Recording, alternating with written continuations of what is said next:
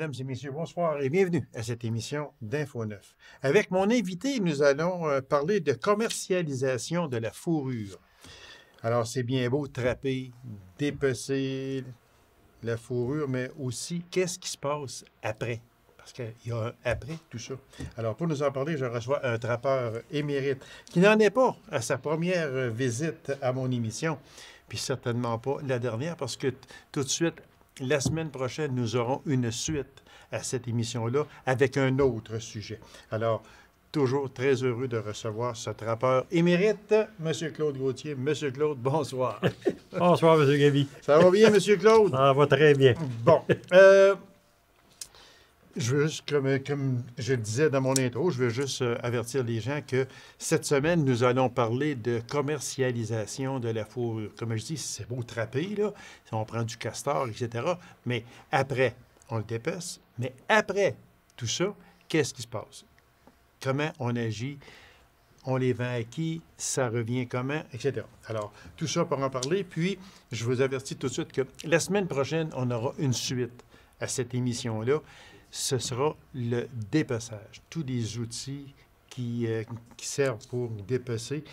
Puis, je fais toujours la référence que ceux qui veulent en savoir plus, il y a cette émission-là, mais aussi le fameux vendredi soir avec les montagnards, là, on en voit. Puis, je suis certain que mon invité a les mêmes outils ou à peu près.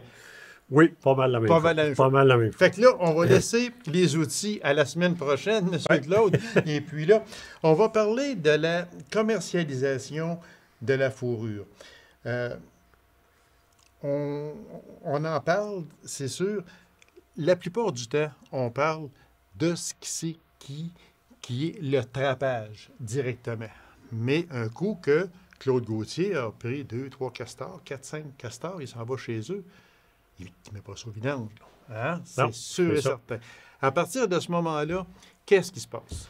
Bien, à partir de ce moment-là, quand on a récolté nos castors, on les amène à la maison. Okay. Et puis, on procède au prélèvement de la fourrure. On est chanceux depuis un escousse. Depuis plusieurs années, avant, avec nos carcasses de castor, on les récupérait pas. On s'en servait pour appâter, pour pogner de la marde du castor ou ces choses-là. Aujourd'hui, en région, on a Fourrure Grenier, Claude Grenier à Barrault, qui achète des carcasses de castor. Puis ça, c'est revendu aux Autochtones. Les Autochtones raffolent du castor. Puis surtout les Autochtones dans le Nord. Dans le Nord, il n'y a pas beaucoup de castors. Il y a moins de forêts. En ayant moins de forêts, il va y avoir moins de castors. Fait qu'ils vendent beaucoup de carcasses. Donc, on est chanceux, on est capable de récupérer la fourrure. Ensuite de ça, on récupère la carcasse, puis on récupère aussi les fameuses glandes, les tondreux, les montagnards qui nous parlent aussi, oui, les fameuses glandes qu'on vend à la livre. Et puis ça sert à des produits pour du pharmaceutique. Et puis, ça, il y en a beaucoup de produits pharmaceutiques qui sont à base de... Oui, des glandes de castor. Des glandes, exactement, oui. de castor. Oui. C'est ça qui attire les gens aussi. Est-ce que pour vous, Claude, est-ce que quand vous dépecez un castor, ces glandes-là, est-ce que vous les gardez? Eh bien non. Est-ce que vous les vendez? Ben non, c'est à même la carcasse, comme on dit. On les prélève, on les enlève sur la carcasse du castor. Il y a deux glandes. Il y a les glandes, il y a les tondreux qu'on va vendre c'est vendu, on les fait sécher, c'est vendu à la livre. Ah, c'est surtout les Asiatiques qui achètent ça énormément. Et puis après ça, on a les tondreux. Les tondreux, c'est deux autres petites glandes qui sont situées dans le même endroit. Puis le castor, il va tous les jours se mettre un peu d'huile. Les tondreux-là, c'est huileux. Se mettre un peu d'huile sur sa fourrure pour la rendre imperméable. Ah oui. OK? Puis ça, on se sert ça, ces glandes-là, on les lève tout le temps. Parce que il y a beau faire moins 20, moins 30 l'hiver, il y a toujours une odeur. C'est comme un huile. On s'en sert aussi comme un leurre pour attirer d'autres espèces ou ces choses-là. Pour attirer d'autres castors? Est-ce qu'on peut mettre ça dans un piège? Bien, ça, là, le fameux tondreux, c'est typiquement à une colonie de castors. Okay. Quoi qui fait qu'un autre castor va détecter la chose, mais tu vas prendre un tondreux d'une colonie de castors, puis tu vas aller étendre dans une autre colonie de castors, puis tu vas ramener du tondreux de la première. C'est incroyable la réaction que le castor va avoir.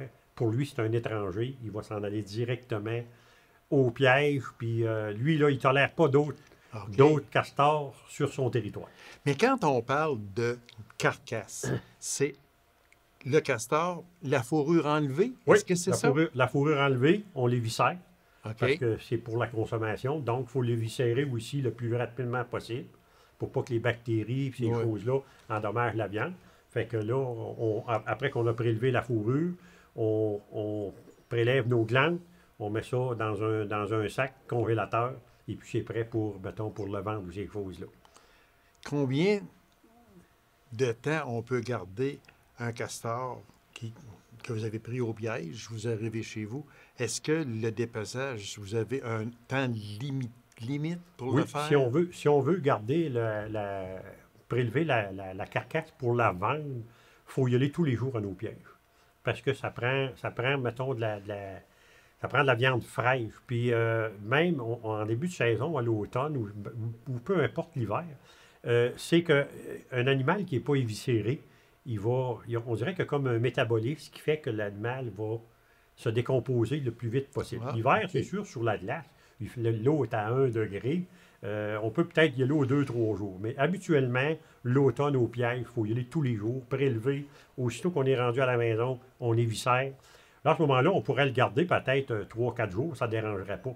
Aussitôt qu'il est éviscéré, c'est un peu comme un orignal quand OK, on va en oui, faire. exactement. On peut le garder, là, On c'est dé- ça. Mais l'important, c'est de l'éviscérer le plus rapidement possible.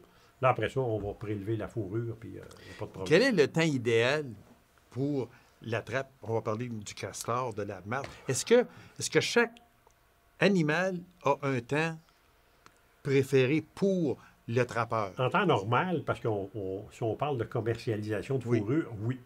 Moi, quand je donne la formation, parce que je suis moniteur également, quand je donne la formation, nous autres, le piégeage commence le 18 octobre, puis ça finit à la fin février, sauf le castor qui va au 22 de mars, puis après ça, on a le remusqué qui va en avril.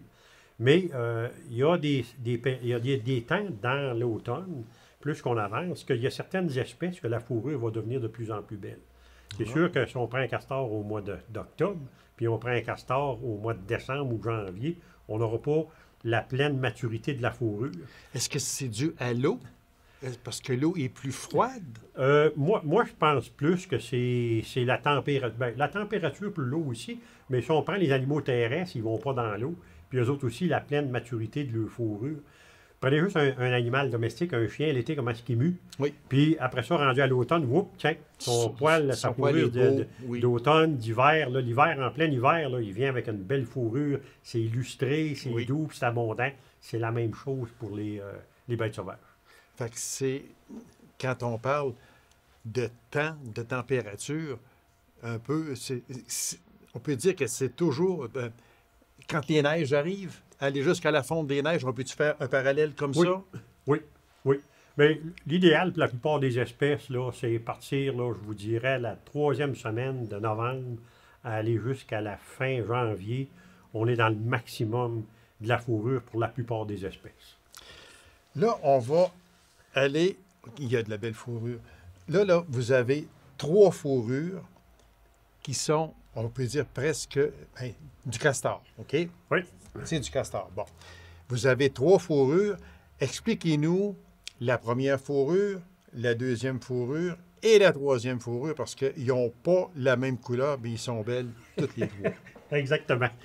Là, si on y va avec la première fourrure, Oui. ça, c'est du castor à l'état naturel. Quand on prend une peau, quand on prend une peau de castor, OK. on est à l'état naturel. On voit le lustrage de la fourrure. On voit également, on voit également le long poil Oui. qu'il y a. Ça, on appelle ça un castor naturel.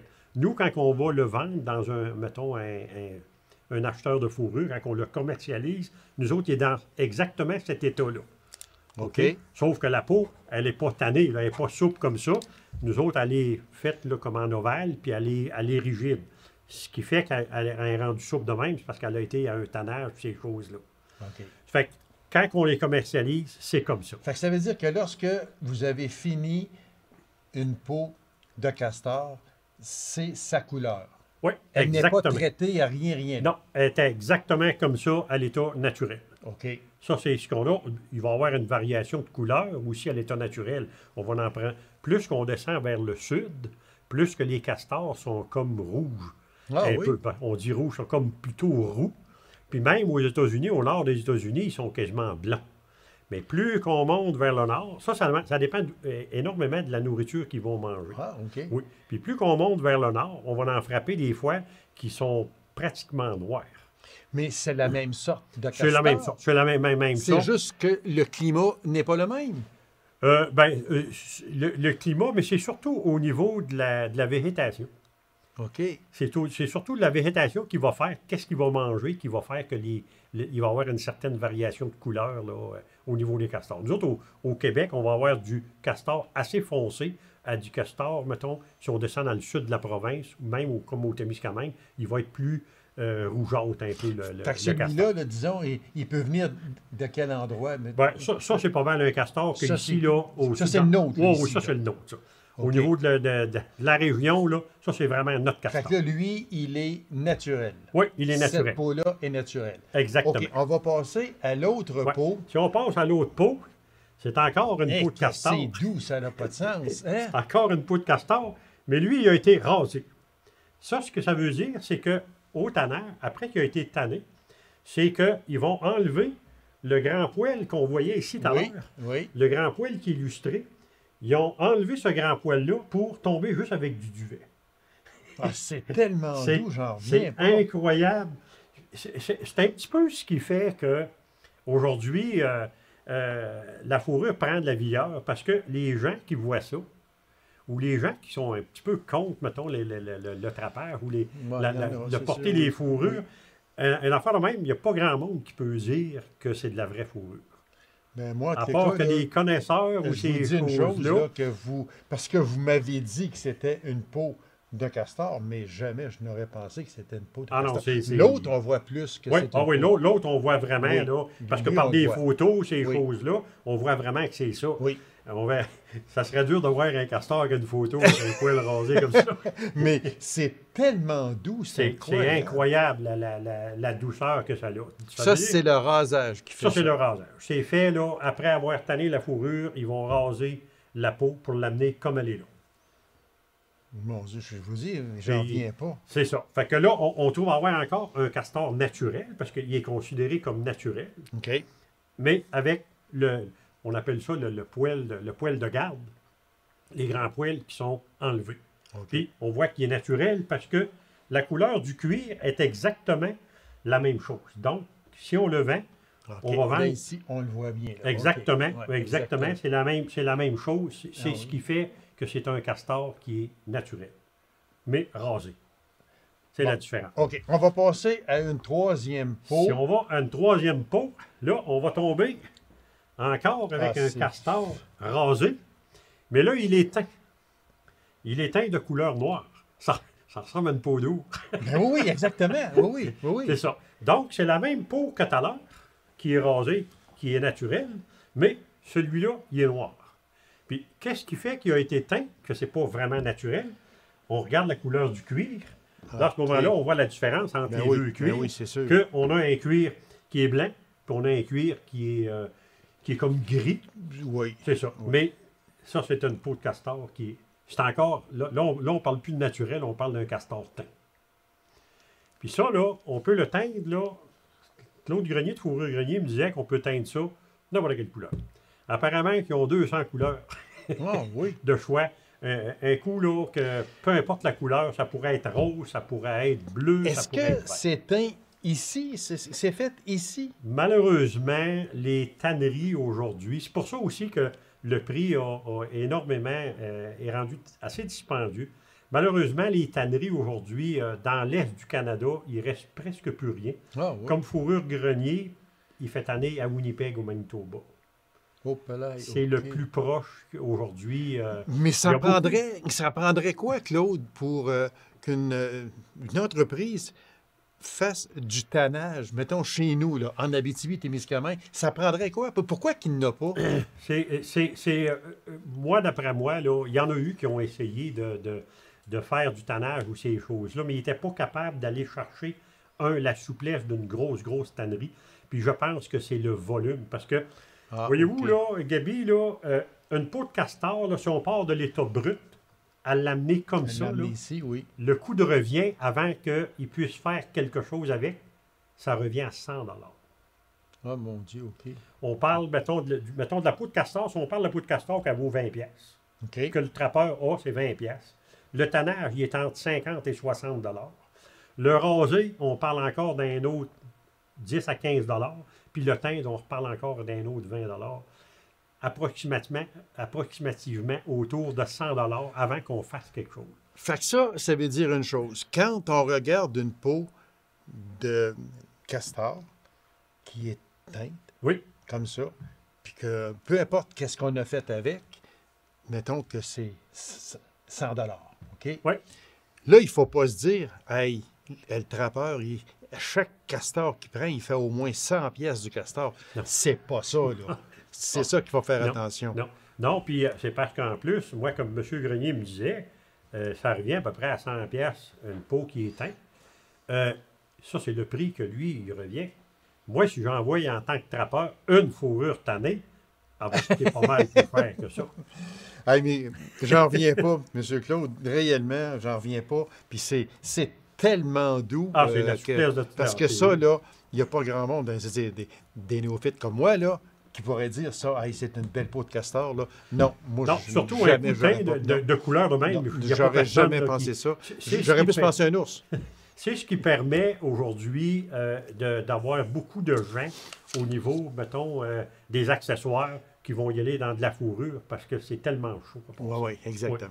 Monsieur Claude, merci beaucoup. Nous, on va se revoir. Puis, il y a une chose que j'aimerais aussi rajouter, c'est que j'aimerais beaucoup remercier Fourrure Grenier qui nous a prêté ces belles peaux-là. Puis, bravo et merci, Fourrure Grenier de Barrault, c'est ça? Exactement. Alors, merci infiniment. Alors, nous autres, Claude, on se revoit la semaine prochaine. On va parler de tout ce que ça prend pour faire... Pour amener des belles Pour peaux. en venir à ça ici, pris dans une trappe à castor, rendu ici, Oui, qui est comme ça. exactement. Ça prend des outils, c'est ce qu'on va voir la semaine prochaine. Merci beaucoup, Claude. Merci, Gaby. Alors, mesdames et messieurs, merci d'avoir été là. On se donne, non, on se donne pas rendez-vous, oui, mais après la pause. Et puis, on vous revient avec un autre sujet. Et n'oubliez pas, la semaine prochaine, la suite de cette émission-là. Alors, on s'absente quelques instants.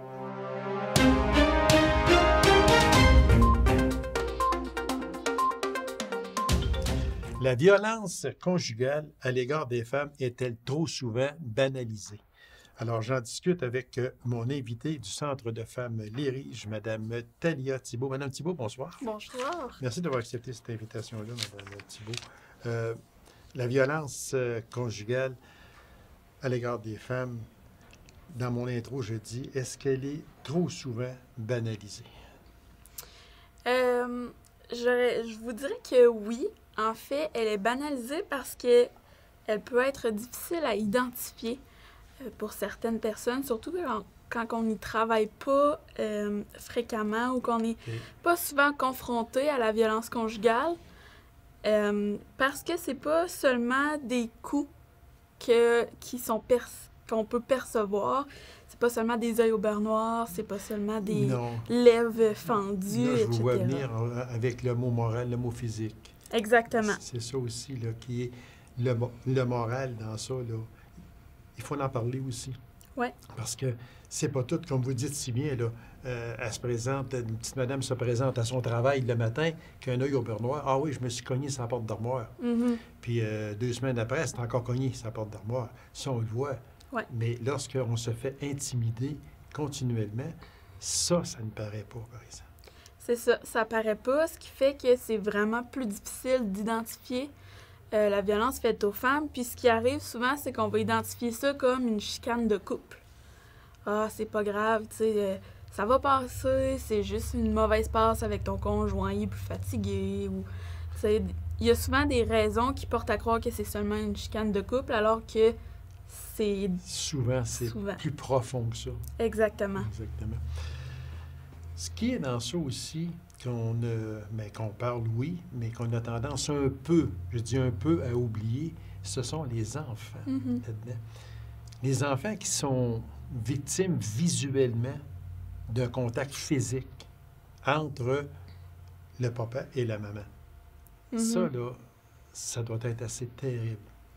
C'est terrible parce que la violence conjugale a des impacts directs et indirects sur les enfants de tout âge, que ce soit un bébé, un enfant d'âge préscolaire ou même les adolescents.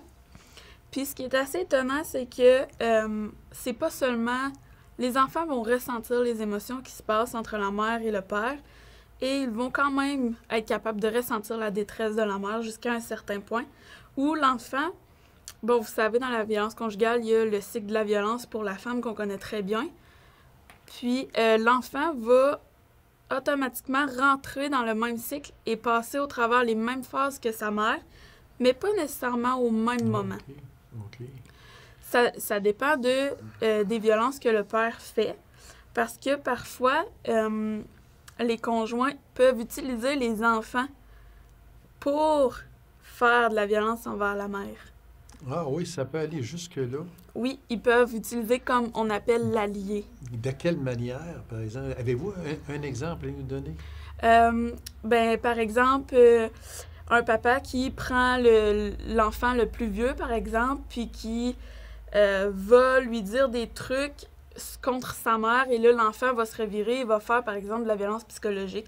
Et dire à sa mère, t'es pas fine, t'es une conne, papa, il fait bien mieux ça, ou, tu sais, des trucs dans ce genre-là. Ça veut dire qu'on se sert de l'enfant comme cobaye un petit peu. Exact. On se sert de lui pour porter ses messages envers la maman à ce moment-là. C'est ça. Dans le fond, nous, avec la formation Rien de tout ça n'est banal qu'on a donnée, on a eu des formations vraiment diversifiées. Puis la formatrice qui faisait la formation la violence conjugale sur les enfants avait un beau schéma qui disait qu'il y avait le père, puis juste en dessous de lui, il pouvait avoir les enfants, puis en dessous de ça, il y avait la mère. Donc, on est capable de voir comment que le père positionne la mère vis-à-vis des enfants. En dernier de tout, je vais me servir des enfants, je vais prendre eux autres pour aller porter mes messages, etc. Oui. C'est ça qui devient difficile. Mm-hmm. Est-ce que, selon vous, c'est pire en temps de pandémie? Parce que ça, on en parle souvent, là, la pandémie, on en parle affreusement, là. Mais est-ce que c'est pire? Est-ce que vous y voyez une recrudescence? En fait, est-ce que c'est pire? Est-ce qu'il y a plus de violence conjugale? J'ai pas personnellement fait de recherche là-dessus. Mm-hmm. Par contre, ce qu'on sait, c'est qu'avec le confinement, les femmes sont coincées à la maison avec leur conjoint violent. Et c'est beaucoup plus facile pour le conjoint d'avoir le plein contrôle sur la femme. Parce qu'il est toujours à la maison, il peut vérifier les textos, il peut utiliser des menaces en disant « je vais appeler la DPJ parce que tu respectes pas les règles sanitaires ». Fait qu'il y a tout ça. Puis dernièrement, il y a eu une entrevue à Tout le monde en parle avec Louise Riendeau qui mentionnait son inquiétude par rapport au déconfinement qui redonnait une certaine liberté à la femme, ce qui créait une perte de contrôle. Le conjoint perd le contrôle sur elle, ce qui peut apporter des conséquences encore plus graves. Dernièrement, là, je pense qu'on l'a vu aussi depuis le début de la pandémie, il y a eu 12 féminicides. Oui. Donc, 12 femmes qui ont malheureusement perdu la vie dans un contexte de violence conjugale. Donc, plusieurs dernièrement. Là. Oui, c'est ça. Donc, 7 en 7 semaines. Oui. Ce qui est assez préoccupant là, pour les organismes qui travaillent avec les femmes. C'est donc dire qu'il était un certain temps, peut-être moins aujourd'hui, mais un certain temps que le confinement, c'était 24 heures par jour. Mm-hmm. Aujourd'hui, mais c'est pas tout à fait, on est sorti un peu de ça. Mais quand c'était 24 heures par jour, puis que déjà le couple ne va pas trop bien, ça devient excessivement sévère et sérieux à ce moment-là. Oui, tout à fait. Puis, tu sais, on est confiné 24 sur 24 avec une personne qui fait subir de la violence. À quel moment la femme peut sortir, tu sais? Si elle est constamment en présence de son conjoint qui surveille ses allers-retours, ses téléphones. Tout. Exactement. Fait que elle ne peut pas appeler une amie non. Pour se confier parce que le monsieur il est là, puis il écoute qu'est-ce que c'est qu'elle va dire. Puis si elle en dit trop, mais là, elle va en subir les conséquences physiques après. Mhm. Fait que ça devient là, extrêmement difficile. Exactement. Donc, pour certaines maisons d'hébergement en Abitibi-Témiscamingue, il n'y avait pratiquement aucune demande. Pour d'autres, il y avait vraiment beaucoup de demandes. Donc, c'est vraiment différent d'une MRC à l'autre. La violence envers les hommes, est-ce que ça existe? Ça existe. Est-ce qu'il y en a moins? Oui, il y en a moins. D'ailleurs, j'ai apporté des Oui. statistiques. Oui. Là. En fait, au Québec, en 2015, c'était, dans le fond, 78% des crimes commis contre la personne étaient vis-à-vis les femmes, OK. contre 22% sur les hommes. Vous avez les hommes, Fait qu'il y en a, mais il y en a moins. il y en a moins. Qu'est-ce qui fait que c'est si difficile de dénoncer? Et c'est la dernière question, parce que l'émission, le temps passe vite. Oui. C'est quoi qu'est-ce qui fait ça, que c'est tellement difficile? En fait, il y a plusieurs éléments qui viennent faire en sorte que c'est difficile de dénoncer. Des fois, les femmes ne reconnaissent pas elles-mêmes qui vivent de la violence conjugale. C'est aussi toute une question de la honte, tu sais, de se dire, comment Qu'est-ce ça qu'ils je vont l'ai pas penser? vu? Qu'est-ce qu'ils vont penser? C'est aussi la peur de toute la violence post-séparation, parce que la violence conjugale ne se termine pas une fois que la femme quitte. OK. Elle peut s'exacerber, elle peut être plus intense, avec des moyens différents, évidemment.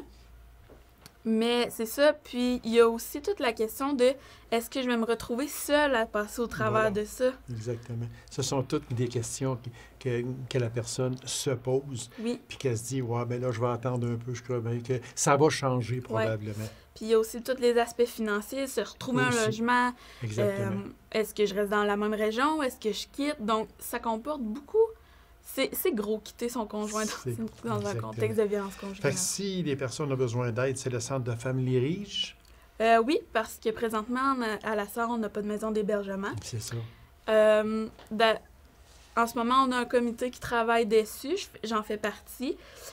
Donc, vous pouvez rester à l'affût. Là, Exactement. de tout Et ça. c'est le 819-333-9706. Oui, Merci beaucoup, Mme Thibault. ça Très fait plaisir. intéressant. Merci à vous. Merci bien. Alors, mesdames et messieurs, merci d'avoir été là. On se donne rendez-vous à une prochaine émission d'Info 9.